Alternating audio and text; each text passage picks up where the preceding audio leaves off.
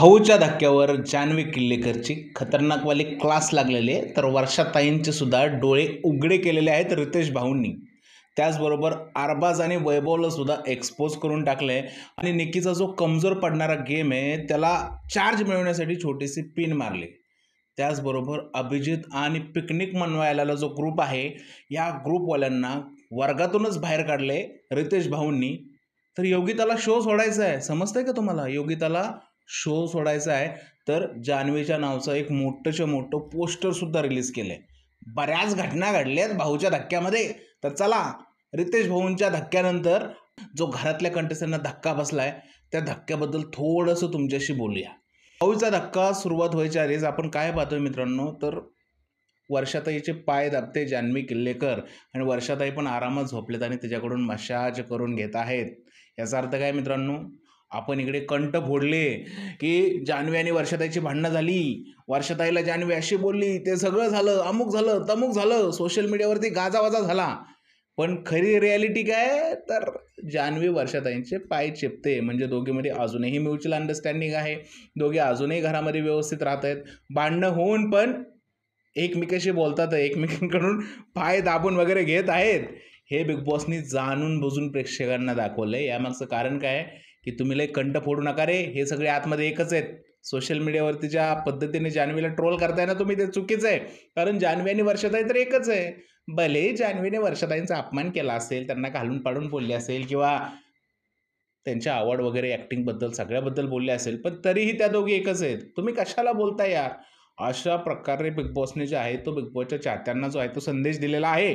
तर हे सगळं दृश्य पाहिल्यानंतर तो छोटा पुढारी जो आहे तो सुद्धा मध्ये पडला आणि वर्षाताईंचा आशीर्वाद घ्यायला आला. म्हणजे बघा, ह्याला म्हणतात संधीचं सोनं करणं.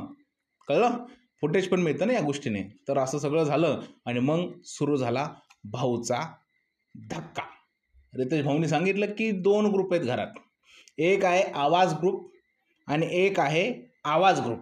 तर पहिलं रितेश भाऊ आवाज ग्रुपबद्दल बोलले. अरबाजवर फायर झालं, वैभववर फायर झालं. त्यांना सांगितलं की तुम्ही दादागिरी कसे करताय, कॅप्टन सीट असला तुम्ही कसे बितरला होतात अरबाज. निक्कीला सांगितलं मी तुम्हाला थोडं काय बोलून गेलो, तुमचे मुद्दे बरोबर सांगितले, पण तुम्ही कातच टाकली. तुम्ही काय घरामध्ये बोलतच नाही निक्की, काहीतरी करा. कारण तुमची जी जोडीदारी नाही तिचं पोस्टर लावलंय आम्ही, द किलर जान्हवी किल्लेकर. तिचं पोस्टर लावलंय.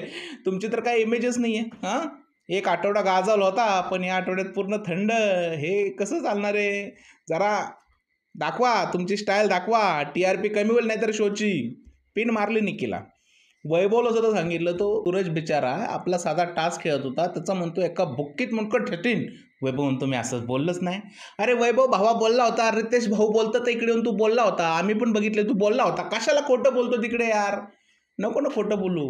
झालंय कांड आता, भाऊने तुला केलं एक्सपोज. हा जो आवाज ग्रुप आहे ना, त्यांची तारीफ पण एका बाजूला झाली. कारण सांगितलं तुमच्यातले 4 स्टार आहेत. 4 हे 4 स्टार कोण आहेत?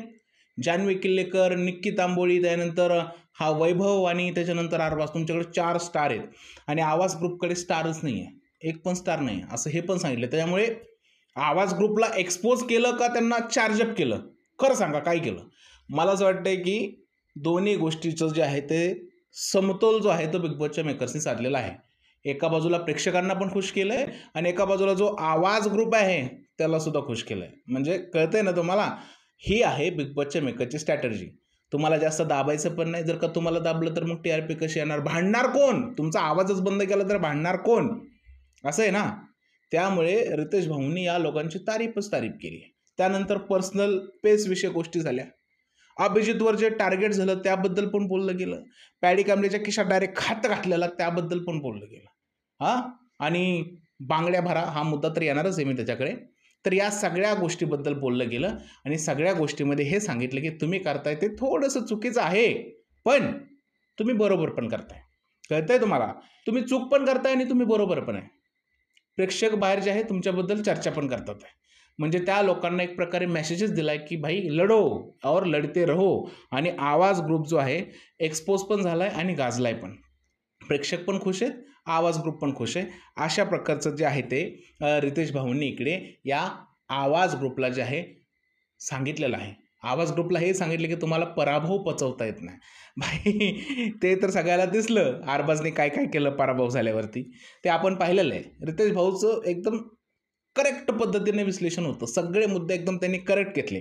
पण मित्रांनो, या सगळ्या गोष्टी पाहिल्यानंतर एकच आहे की आवाज ग्रुपला ऊर्जा पण दिली आहे, की सांगितले की तुम्ही लढत राहा रे पोट्यांनो, सगळं होणार तुमचं, तुम्ही करत राहा, करत राहा. आवाज ग्रुपला प्रेरणा दिल्यानंतर भाऊ आले. Show of the topper Janhavi Killekar. Janhavi किल्लेकरचा एक पोस्टर बनवला गेला आणि त्या पोस्टरमध्ये मॅडमला असं असं असं असं असं कसं हां हां हां हां मॅडम अशा होत्या, अशा जान्हवी किल्लेकर मॅडम अशा होत्या, बाजूला हे दोन होते, हा इकडे वैभव होता, हा इकडे अरबाज होता, मध्येच कुठे तर तो टिंगू काय त्याचं नाव, छोटा पुढारी असा असा असा असा असा असा असा असा होता. आणि पाटी एकदम एकदम पाटी एकदम पाटी निक्की तांबोळी कशी अशी होती, एकदम पाटी निक्की तांबोळी होती. आणि तिला बोललं पण, अहो तुम्ही हा कोण आहे तिकडे, जान्हवी कोण कोण आहे पाटी कोण, अरे हां अरे अरे हां हां निक्की, अरे ओळखू येत नाही ती निक्की आहे का, अरे हां कसला टोमणा होता माहिती आहे. निक्कीसारख्या व्यक्तीला याला म्हणतात इन्स्टिगेट करणं. अशा प्रकारचं जर का निक्कीविषयी रितेश भाऊ वक्तव्य करतात म्हणजे निक्की आतून पेटून उठणार, पेटून एवढी उठणार की तिला असं वाटतंय की कधी हा भाऊचा धक्का संपतोय आणि मी सगळ्या घरावरती तुटून पडते असं होणार ना निक्कीला. अशा प्रकारे जे आहे ते टोमणे मारण्यात आले रितेश भाऊकडून. बरं, त्या पोस्टरवरची जी हिरोईन आहे हां हां हां अशी होती ना अशी, हां जान्हवी किल्लेकर, काय लिहायचं किलर. नंतर काय बोलले रितेश भाऊ, तुम्ही इमेज किलर पण आहात, कळलं. आधी पोट भरून कौतुक केलं की आठवड्याची हिरोईन तर तुम्हीच आहात, तुम्ही होता म्हणून हा आठवडा गाजला. लास्ट आठवड्यात होत्या निक्की तांबोळी, या आठवड्यात होता तुम्ही, आणि आत्ता काय तुम्ही किलर परफॉर्मन्स दिलाय. प्रेक्षक पण तुमचा गाजावाजा करतात, फक्त तुम्ही तुमची इमेज जी आहे ती किल करू नका. रितेश भाऊ थोडेसे रागावले होते आणि जी प्रेक्षकांना गोष्ट हवी होती मग नंतर ती झाली. जान्हवी किल्लेकरचा चांगला पाहुणचार घेतला. आता सगळा महाराष्ट्र म्हणत असेल आत्ता कसं वाटतंय, आत्ता कसं वाटतंय, आणि जान्हवीचा काय विचारित असेल, ये क्या हो गया, जज्बात बदल गए, दुनिया बदल गई, मेरे आंसू निकल गए, कैसे आंसू निकल गए. रितेश भाऊने बांगड्या भरण्यापासून ते वर्षाताईंच्या अवॉर्डपर्यंत सगळ्या गोष्टीबद्दल जान्हवीला विचारला. जान्हवीला काय समजेनाच, हे काय होतंय, कसं होतंय. रडू आलं ना तिला, रडू आल्या कसं नाही सर, राईट पाणीच येत नव्हतं, प्रॉब्लेम होता ना, म्हणजे कसं अरे मला तर हेच पाहिजे नव्हतं. हा अरे मला किती आनंद होतोय, माझं नाव घेतात रितेश भाऊ. पाणीच येत नव्हतं. दोन मनं बोलत होती जान्हवी किल्लेकरची, एक तर ती रडत होती, एक आतून तिचं मन आनंदित होतं. अरे याच्यासाठीच केला होता हा अट्टाहास, तीच गोष्ट झाली पूर्ण. पोस्टरवर लागलेला आहे माझा फोटो आणि नाव लागलेलं आहे किलर. जान्हवी किल्लेकरची जान्हवी किलर करून टाकलेली आहे बिग मेकर्सनी. रितेश भाऊंनी धडा पण शिकवला, पण धडा शिकल्यानंतर काही शिकलेत असं वाटत नाही मला निक्कीने. कारण जान्हवीला धडा शिकवल्यानंतर वर्षाताईंना एक्सपोज केलं ना भाऊंनी. भाऊ बोलले की वर्षाताई तुमचा जो ॲटिट्यूड आहे किंवा जे टोमणे मारताय ते बंद करा, मला दिसतं इथून. तुम्ही जाणून बुजून ट्राय करता आणि मग ही लोक तुम्हाला बडबड करायला लागली की मग तुम्हाला त्रास होतो. कसं आहे, समोरच्याची रिस्पेक्ट पाहिजे नसेल तर स्वतः पण त्याची रिस्पेक्ट करायला हवी. रितेश भाऊंनी बोलले वर्षाताईंना. वर्षाताईचं लगेच चालू झालं, मी मी मी असं केलंच नाही, मी अशी नाही आहे, मी हे मान्य करायला तयारच नाही. असं कसं रितेशजी, नाही ना. मिळाला ना निक्कीला आणि जान्हवीला मुद्दा, निक्कीला आणि जान्हवीला मुद्दा मिळाला. मग त्यांनी वर्षाताईची एकदम वाट लावली. तुम्ही बघितलं असेल, निक्की सारख्या एखाद्या जखमी सापाला सांगितले की तू काय परफॉर्म करत नाही, मग तो किती पेटून उठेल माहीत आहे. येणारा पूर्ण आठवडा निक्की तांबोळी गाजवणार आहे, वर्षाताईंना जबरदस्त जबरदस्त खतरनाकवाला टार्गेट करणार आहे. खतरनाकवाला विषय होणार आहे, मी तुम्हाला सांगतो, खतरनाकवाला इश्यू होणार आहे.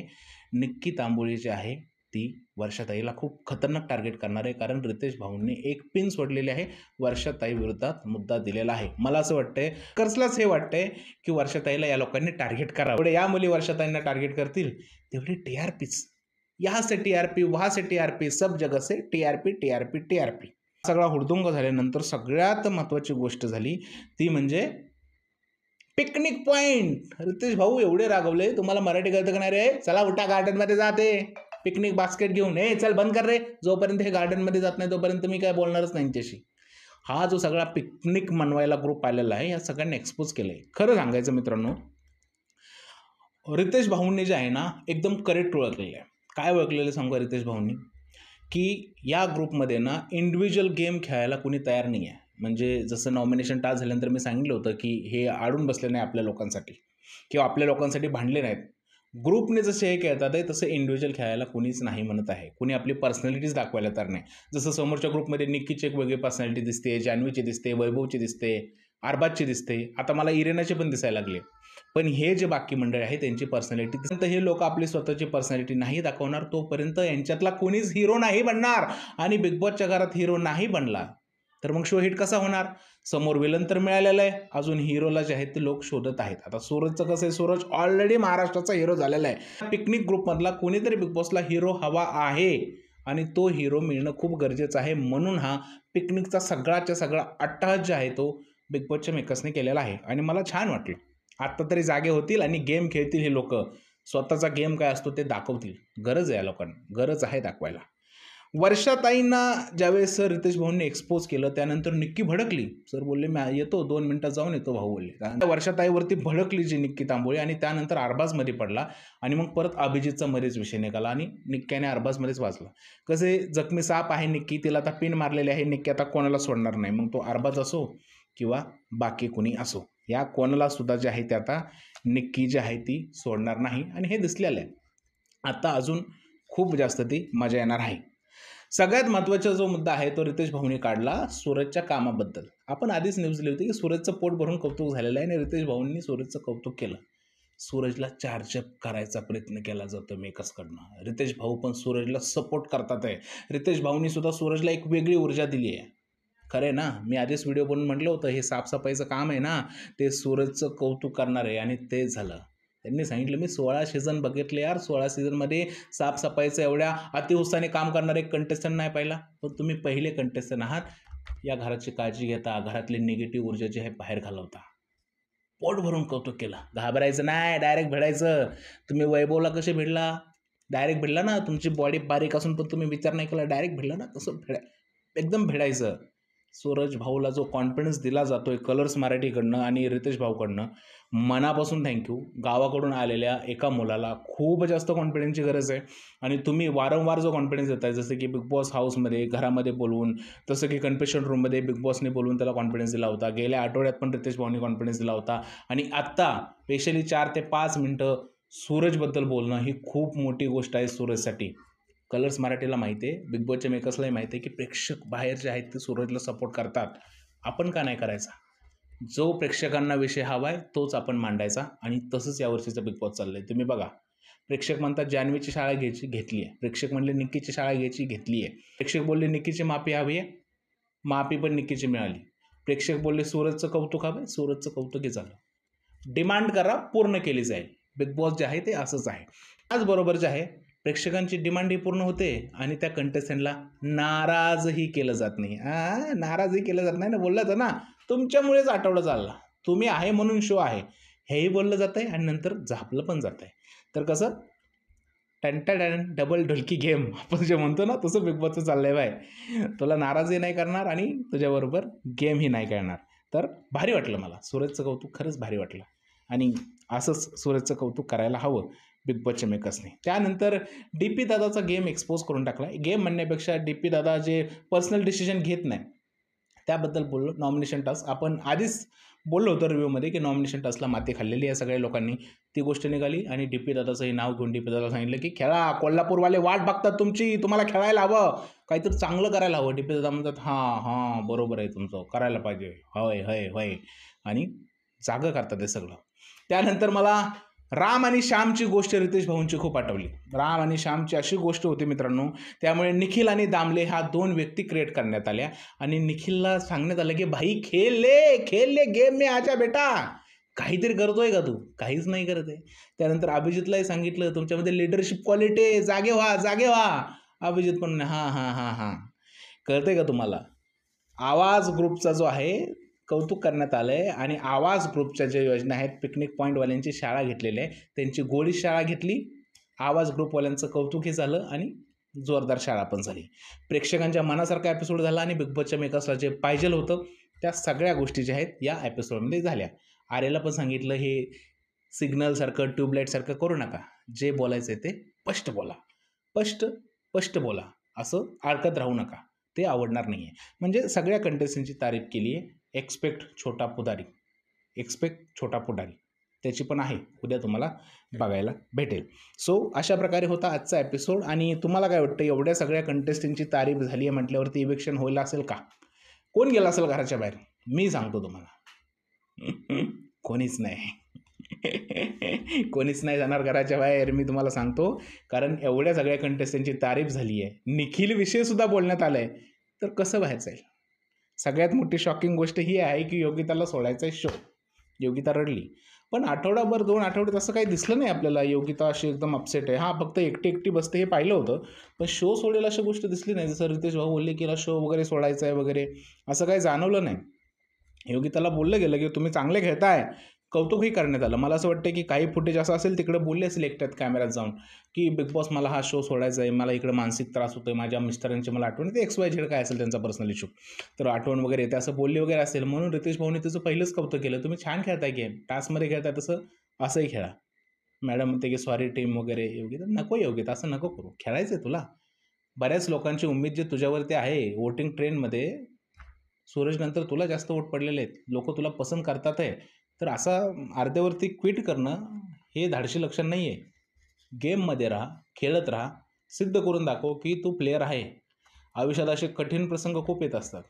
कुणी तुमच्यापासून लांब राहत असतं, कुणी तुमच्या जवळ राहत असतं, कधी अचानकच तुम्हाला कामानिमित्त बाहेर जायला लागतं किंवा अचानकच तुमच्या आयुष्यातून माणसं निघून जातात. बरेच प्रसंग येत असतात पर्सनल आयुष्यामध्ये. दटून सामना केला पाहिजे. हिंमत दाखवली पाहिजे. हिंमत दाखव आणि घरामध्ये राहा. बाकी सगळं ओके आहे. एपिसोड पण ओके होता, मजा आली. इव्हेक्शन कोणाचं नाही होणार असं मला तरी वाटतंय. काय झालं इव्हेक्शनचं थोड्या वेळात सांगतो व्हिडिओ बनवून. तोपर्यंत या रिव्ह्यूमध्ये इथेच थांबू. आणि रिव्ह्यू आवडला असेल तर प्लीज लाईक ठोका. भेटूया पुढच्या व्हिडिओमध्ये. तोपर्यंत भारत माता की जय.